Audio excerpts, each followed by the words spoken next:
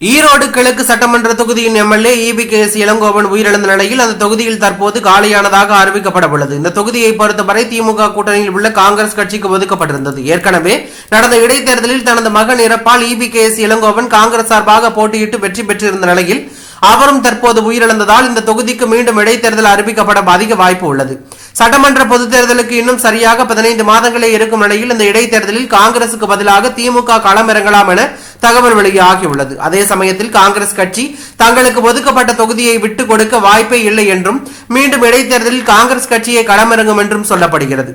இதுகுறித்து செய்தியாளர்களை சந்தித்த தமிழ்நாடு காங்கிரஸ் கமிட்டி தலைவர் செல்வ பெருந்தகையிடம் செய்தியாளர்கள் கேள்வி எழுப்பினார்கள். அதற்கு பதிலளித்த அவர், இன்னும் எங்களுடைய துக்கம் முடியவில்லை. 7 நாள் துக்கம் அனுசரித்திருக்கிறோம். இந்த 7 நாள் துக்கம் முடிந்த பிறகு காங்கிரஸ் கட்சியின் தேசிய தலைவருடன் கலந்து பேசுவோம், முதலமைச்சரோடு கலந்து பேசி முடிவெடுப்போம் என்று அவர் தெரிவித்துள்ளது பரபரப்பையும் அதிர்ச்சியும் ஏற்படுத்தியுள்ளது.